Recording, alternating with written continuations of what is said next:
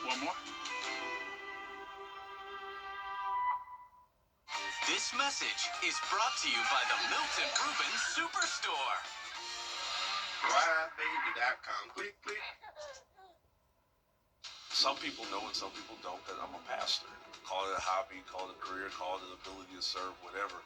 A lot of people think, oh, how do you be a journalist and a pastor? I'm like, I don't know, I just do it. Good Morning Augusta, weekday mornings on News Channel 6. The People's Court, weekday mornings at 10 on News Channel 6. South Carolina is seeing fewer fentanyl deaths right now, but overdoses are still on the rise in our community. Every overdose, fatal or not, is a medical emergency. You can help save a life. Carry naloxone. Know the signs: slowed breathing, unresponsiveness, blue lips or fingertips, and always call 911 immediately. Together, we can keep our community safe. This message brought to you by the Barnwell County Commission on Alcohol and Drug Abuse.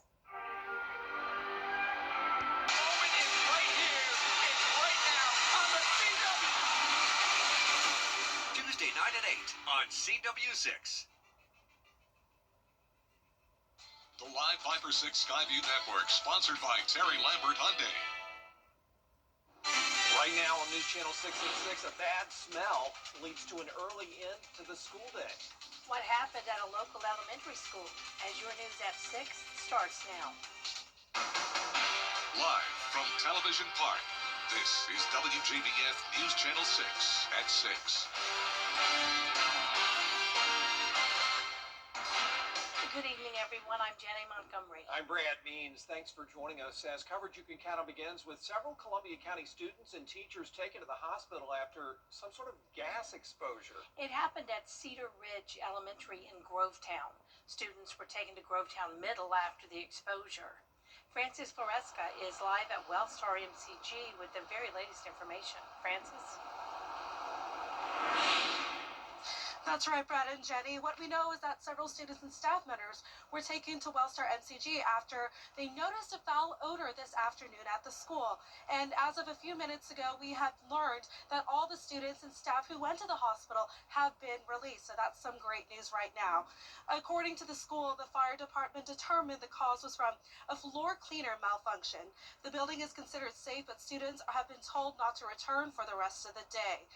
And right now, what's some great news that for tomorrow is that Cedar Ridge Elementary will be open for students to return tomorrow. Now back to you.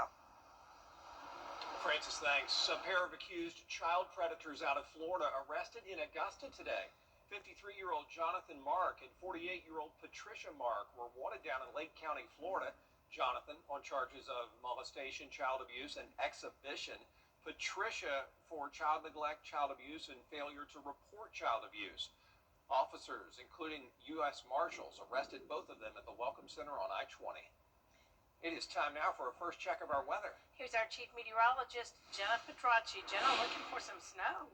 Yeah, the entire CSRA has a pretty good shot at seeing some snow on Saturday, and then unfortunately all of us have that dangerous wind chill to deal with on Sunday. We'll be talking all about it in the full forecast coming up, so be sure to stay with us. But this is what the CSRA could be looking like. Not this much snow in some places, but beautiful winter wonderland up there in Pennsylvania on our Terry Lambert Hyundai Skyview cam. This morning we had a low of 27 and then a high of only 53 this afternoon, so it was another below average day. Currently, we're in the 40s and lower 50s in Millen and Swainsboro. Augusta, you're at 46. Aiken at 43. 49 in Wrightsville and 47 in Gibson. We have very dry air in place with dew points in the 20s for the most part, and winds are really calm. So quiet weather overall for now. Just the cloud cover that we have that will be sticking around all the way until Sunday morning. You can see your evening planner showing the cloud cover tonight with temperatures falling into the upper 30s by 8 p.m. and then eventually we'll be dropping back down to 27, so pretty consistent temperatures with where we've been over the past couple of days. But tomorrow afternoon gets a little bit warmer. We'll have a high of 55 with a light rain shower possible Friday night, and then that rain will transition over to snow Saturday morning, and it will start to accumulate Saturday afternoon and into the evening, followed by that big drop in temperatures on Sunday down to a low of 15, and the wind chill much lower than that. I'll time it all out for you coming up, but back to you. All right, Jenna, thank you. Crews working to keep the roads safe this weekend. GDOT focusing on interstates and state routes, and they're asking everybody to be careful. Anytime you have this stuff in the South, people aren't used to driving on this, right? So it's dangerous, and when you add in all these hazards, we're probably going to see crashes if people try going out, and that's going to be not good for our crews, because if they're blocking the road with their crashed vehicle, we can't plow the road, and that just makes it that much harder to treat.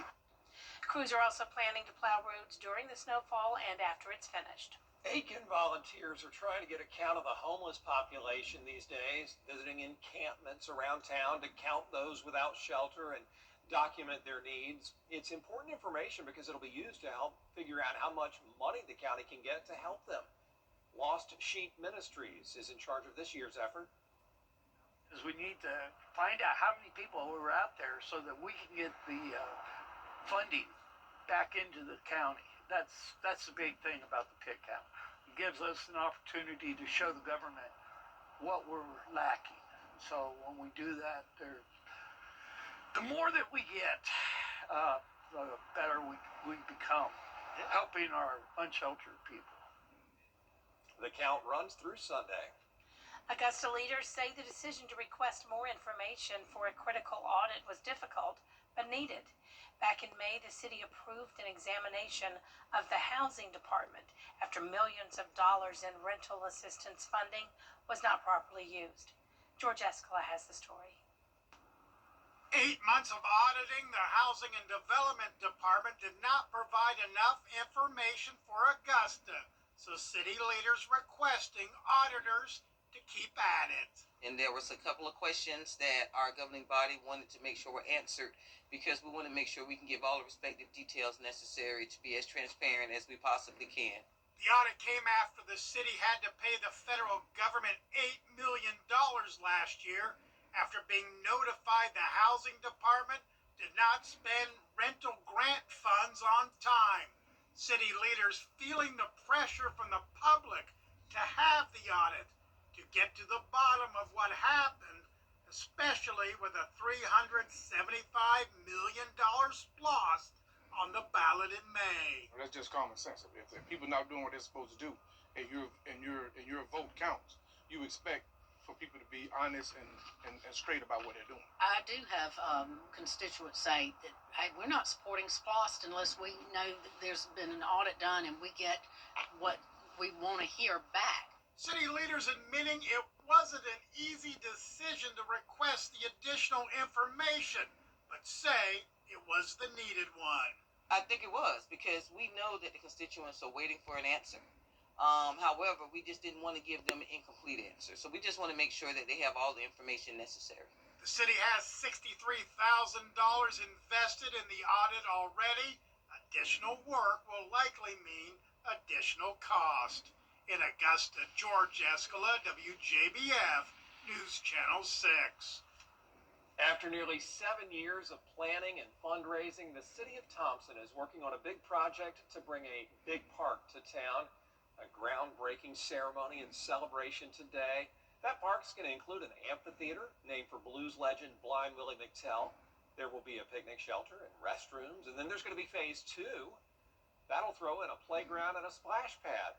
So far, the city has a little more than $3 million of the $4.8 million needed for the project. It's one of those things that's been long anticipated for our community, because we're just super excited about everything that it's going to bring here to our downtown. You know, downtowns, if you have a really thriving downtown, it also kind of helps with your whole economic, floor plan and outlook for the community and for people that are wanting to visit here. Construction of phase 1 already underway, should be finished, the whole thing, I think, by the end of September. At least phase 1 will be, but either way, it's just going to be first class. Coming up, fears of another government shutdown. Why ICE reform is at the center of the discussion next. News Nation Tonight. Gal. Chief Meteorologist Jennifer Tracci is back with us now. Is the snow still coming, or has something shifted? Something has shifted for now. You never know with these complicated forecasts. But we are expecting just rain Friday night, and then that will transition over to snow on Saturday. The entire CSRA has a pretty good shot at seeing that snow, and unfortunately, we all have to deal with the harsh wind chill on Sunday, and no warm-up in sight anytime soon. I'll have a look at your 10-day forecast and everything you can expect this weekend when we return. Turn your porch or patio. The new year is a perfect time for a new Toyota from Milton Rubin Toyota. New Corollas, now with 0% interest, or just $189. Yes, $189 a month. There's one way to drive, and it's drive, baby. New Corollas with 0% APR. Try before you buy with Track, Toyota's exclusive Rent-a-Toyota program. Plus, you always get more for your trade at Milton Rubin Toyota. DriveBaby.com. Click, click. This message is brought to you by the Milton Rubin Superstore. DriveBaby.com. Click, click.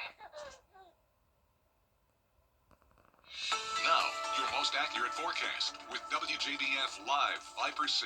Welcome back. Here's a look at a pretty nice sunset on our Terry Lambert Hyundai Skyview Cam in Thompson, Georgia. Overcast skies with chilly temperatures. We're at 46 degrees. Dew points are in the lower 20s. And around the CSRA, 42 already in Saluda, but still in those upper 40s down towards the south.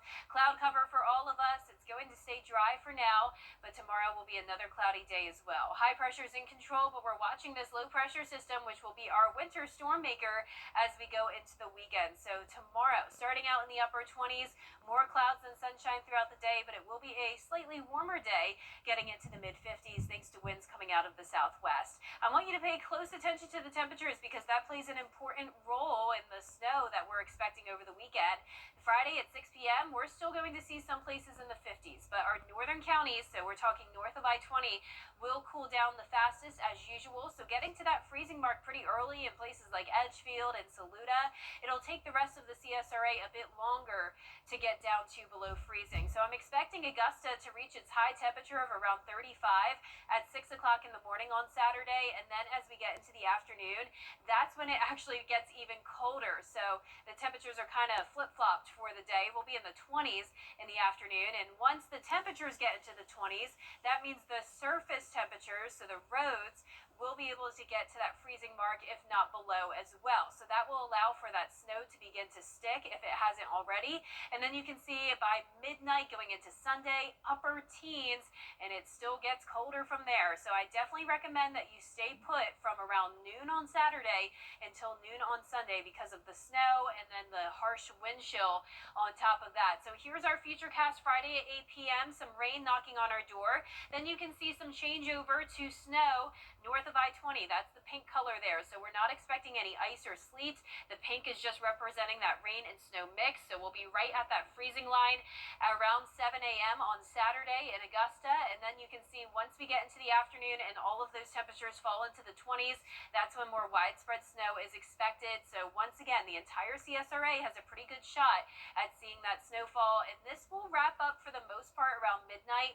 This model does have it lingering a little bit longer in our South Carolina counties until Sunday morning at 6 a.m. But our main threat on Sunday will definitely be that cold air and the wind chill. So winter storm watch goes from Friday at 7 p.m. until Sunday afternoon for a widespread 2 to 5 inches of snow. And we can't rule out the possibility of some places getting over 5 inches. And that would be in our northeastern counties, parts of Saluda, Edgefield, and Aiken. Augusta likely around 2 to 4 inches. And then those lower totals will be in places like Wrightsville and Swainsboro. This is how it compares to last year when we had that rare snow event as well. Wrightsville picked up 5 inches. Augusta Bushfield got 1.7, Aiken 2.5. So it's possible that many places could get more snow this year. And I am expecting it to be a dry snow, which means it's good when it comes to driving. But once again, I still want you to stay put. Any snow here in the south, we're not used to it, so it's still dangerous. But luckily, not as high of a threat as wet snow would be. be. Dry snow is better for sledding and snow angels. It's lighter and powdery and happens when we have colder temperatures compared to the wet snow, which is better for snowmen and snowballs. It's heavier and sticky and happens with the warmer temperatures closer to the freezing mark. So once again, please use extreme caution if you are having to drive in this, especially if you're in our northeastern counties where we could see that more significant snow accumulation. And then all of us have the threat of a 0 to 5 degree wind chill on Sunday morning. We can't even rule out the possibility of some places getting into the negative values. So it is going to definitely be the coldest air we've had so far this year. Notice it's also going to be just as cold when it comes to the actual temperatures on Monday morning, dropping to 15 again. So any snow that does not melt Sunday afternoon with the sunshine and temperatures in the upper 30s could freeze over on Monday morning into that black ice. And all next week we're staying pretty chilly, highs in the 50s, lows in the 20s and 30s. Now congratulations to today's umbrella winner. That is Gail Willem from Belvedere, South Carolina. Gail, you can pick up your Viper 6 umbrella here at the station and sign up to win yours on WJBF.com. Jenna, January has not been boring for you. No, it has not. No. And I'm getting a little tired of being so cold. Yes, you need a break, and Mother Nature needs to give us one. Thank you for that. Still ahead, the Augusta Prep boys basketball team has won 8 games in a row. Hear from their head coach on how they're playing their best basketball in sports. The day my daughter was This message is brought to you by the Milton Rubin Superstore. RideBaby.com. Click, click. Now, WJBF sports coverage you can count on. After her 2-decade-long run with the Cross Creek girls basketball team, head coach Kim Schlein has quickly found success coaching the Augusta Prep boys basketball team. The Cavaliers sit on top of the GIAA2 region at 6-0. Coach Schlein is in her second year at the helm, and this season Prep on an 8-game winning streak, an impressive feat knowing that all 5 starters graduated from last year's Final Four team. The Cavs played a tough non-region schedule earlier in the season, falling to Evans and Horse Creek Academy. The Cavs have just 2 games left on their regular season schedule, fighting for that #1 seed in the region tournament and seeking their first region crown since 2023. Learning each other took a minute, and understanding the system we were running, and they worked hard from the beginning. They listen, and they want to win, and that makes a big difference. I'm real thankful for it. I'm glad that God put me in this position at the right time, and everybody look up to her. She's a good coach, even though she get hard on people sometimes, but it's a good heart. Up next, they'll take on Westminster Christian Academy February 3rd. Well, in high school football news, the Swainsboro Tigers have found their new head football coach. Dwight Smith, a 2007 graduate, has been around Swainsboro athletics the last 10 years, serving as defensive coordinator, strength and conditioning coordinator, and head track and field coach. He also coached at the collegiate level at Middle Tennessee State. Well, 2 ranked women's basketball programs in Georgia and South Carolina, they square off against their respective opponents tonight. The Lady Dogs, they are going up against the Alabama Crimson Tide for the first time this season. The 2 teams share identical 18-3 overall records. Georgia 10-1 at home in the Stag. As for the Gamecocks, they hit the road to face the Auburn Tigers. South Carolina 6-2 in SEC play. They've averaged 85.9 points per game over the last 10 games. Let's just continue to grow their confidence and keep their confidence at an all-time high by showing them when we are connected. This is how we play. When we play as a unit, when we share the basketball, everybody can be satisfied at the end of the day. Tip-off's up for 9 p.m. on the SEC Network. Now, today marks the first day of the Farmers Insurance Open on the PGA Tour. Justin Lauer sitting in first place at 9 under. Max Gresserman and Justin Rose tied in second at 8 under. Maverick McNeely, Steven Yeager not too far behind them. That's it for sports. We'll be right back. Ashley's biggest mattress sale of the year is going on now. Hurry in and save up to now at MasterBuickGMC.com. Discover the convenience of flying out of Augusta Regional Airport. Convenient parking, shorter security lines, plus why travel before you travel? Compare flights and travel expenses with our travel calculator at flyags.com. Fly there, fly home. This message is brought to you by the Milton Rubin Superstore. RideBaby.com. Click, click.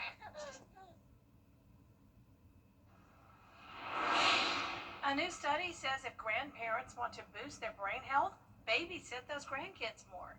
UK researchers say grandparents who regularly care for grandchildren show better memory and thinking skills. Helping with homework and playing together show the strongest benefits for slowing cognitive decline.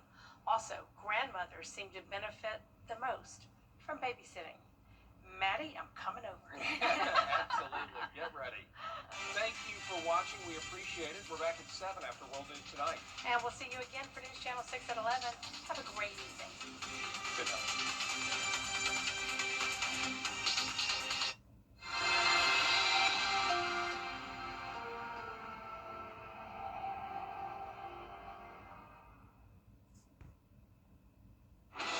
Tonight, the breaking